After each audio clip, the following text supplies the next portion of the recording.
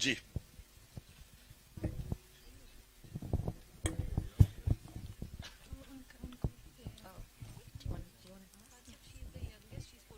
اچھا Assalamu alaikum. I'm Uswai Zainab, a student of 9th Cambridge O1 and a devoted follower and fan of yours.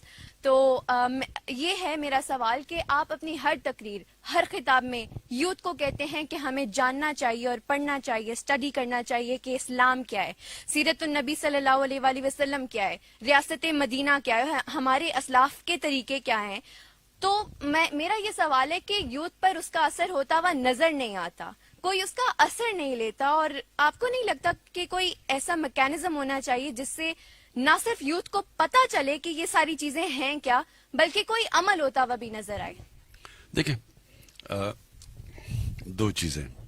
پہلے تو یہ جو مدینہ کی ریاست کا ماڈل ہے، یہ آپ کو سمجھنا چاہیے فنومینا کیا ہے. انفارچونیٹلی کیونکہ یہ مسجد کے اندر باتیں ہوتی رہتی ہیں، لوگ اس کو دین کی طرف لے جاتے ہیں.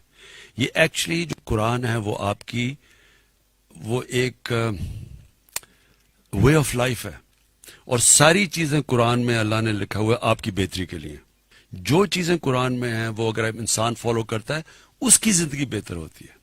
تو دو ماڈلز ہیں، ایک ہے مدینہ کی ریاست اور دوسرا ہے نبی صلی اللہ علیہ وسلم کی زندگی. اب یہ دو کیوں قرآن کہتی ہے کہ ان کے ماڈل فالو کرو؟ قرآن کہتی ہے نبی کے ان کی زندگی سے سیکھو، ان کی زندگی سے، اور پھر ان کی سنت اس پہ چلو. وہ اس لیے کہ دنیا کی تاریخ میں یہ دونوں سب سے سکسیسفل ماڈلز ہیں. آج جو مدینہ کی ریاست تھی وہ بیسس بنی تھی دنیا کا سب سے عظیم جو مسلمانوں کا سویلائزیشن تھا وہ بیس ہوا تھا مدینہ کی ریاست پہ، اور وہ ماڈرن پرنسپلز پہ بنی تھی. ویلفیئر اسٹیٹ یہ پہلی دفعہ کانسیپٹ آیا تھا، رول آف لا، سارے قانون کے سامنے ایک برابر، کوئی ریشل ڈسکرمنیشن نہیں تھی. آخری خطبے میں نبی صلی اللہ علیہ وسلم نے کہا سارے انسان چاہے جو مرضی آپ کا رنگ ہو ایک ہیں. یعنی وہ ایک ماڈرن ریاست تھی. سب عورتوں کو رائٹس دیے گئے، غلاموں کو آزاد کیا گیا. یہ سب ماڈرن کانسیپٹس ہیں. ٹالرنس، ریلیجس ٹالرنس، یہودی کیس کی جاتا ہے خلیفہ وقت کے سامنے، انتھنکیبل آج بھی.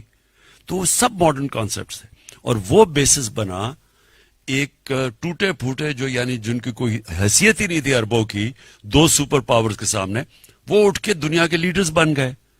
اور یہ کتنی تیز بنے یہ بھی آپ کو سمجھنا چاہیے کہ یہ ہیومن ہسٹری ہے، یہ میتھولوجی نہیں ہے.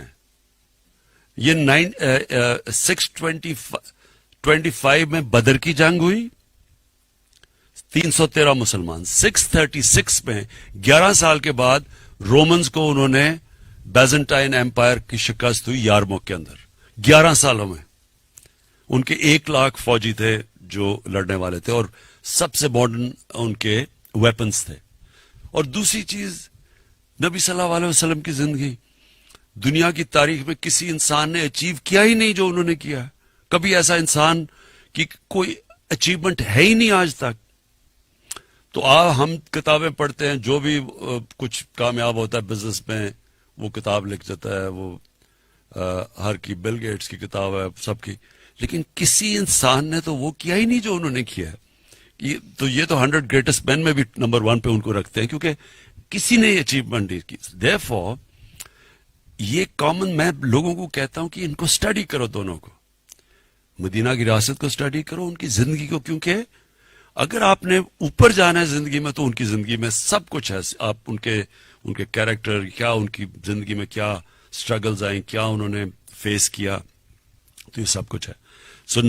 تو پہلے چیز تو میں یہ لوگوں کو یہ اس لیے کہتا ہوں، یہ اس سے بہتر آپ کے سامنے کوئی ماڈل نہیں ہے. آپ نے اپنی زندگی بہتر کرنی ہے. اس ملک نے اگر اوپر جانا ہے ہمیں ان پرنسپلز پہ جانا پڑے گا جو مدینہ کی ریاست ہے. اب آگے سیکنڈ چیز، آپ نے کہا جی کچھ فرق نہیں پڑا. آپ کو پتا ہے انہی کی زندگی سے سیکھتے ہوئے 10 سال کے بعد ان کی تبلیغ کے بعد صرف 40 لوگ مسلمان تھے. پوائنٹ کیا ہے کہ یہ اور قرآن کے اندر بھی ایک جو سب سے بڑی صفت دی گئی ہے وہ پیشنس ان ایڈورسٹی، صبر کرنا.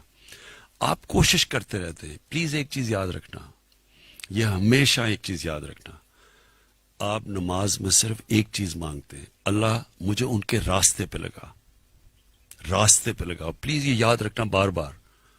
وہ منزل نہیں آپ مانگتے کہ وہ جس پہ اللہ نے تُنے ان کے راستے پہ لگا جن کو تُنے نعمتیں بخشی.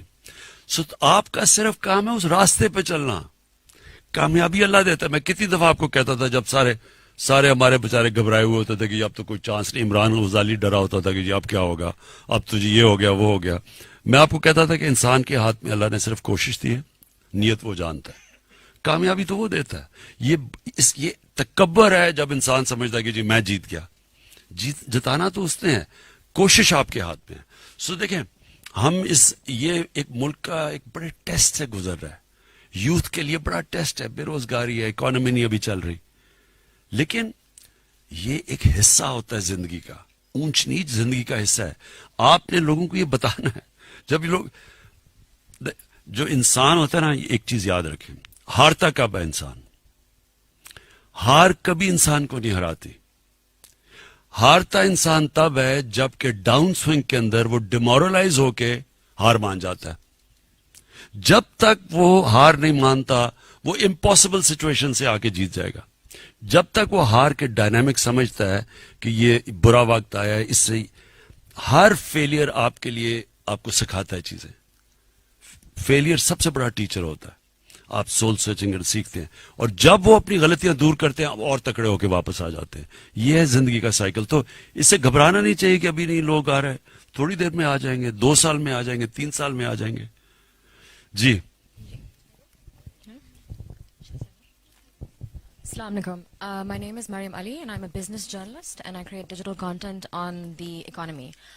So, sir, you talked a lot about the industrialization policy that your government is going to introduce, and you said that the model that you have in mind is the 1960s of Pakistan. But as everyone over here who has taken Pakistan studies knows, most of that wealth was concentrated in the hands of 22 families. How are you going to make sure that your industrialization policy isn't concentrated in the hands of the few, and how are you going to redistribute that wealth? And also, how are you going to make sure that your industrialization policy actually leads to our exports increasing? Because currently our exports are quite sluggish, and no matter how much we depreciate our currency, they haven't been improving. Thank you. جو second question ہے، دیکھیں جب آپ کو export orders ملنے شروع ہوتے ہیں کیونکہ ہمارا روپیہ، ہماری ایکسپورٹس کمپیٹیٹو ہو گئی ہیں، تو وہ ایک ٹائم لیگ ہوتا ہے جب وہ آپ اپنی پوری کرنے کے لیے مے بی نئی انڈسٹری لگتی ہے، مے بی نئی انویسٹمنٹ آتی ہے، وہ ایک ٹائم لیگ ہوتا ہے اس میں.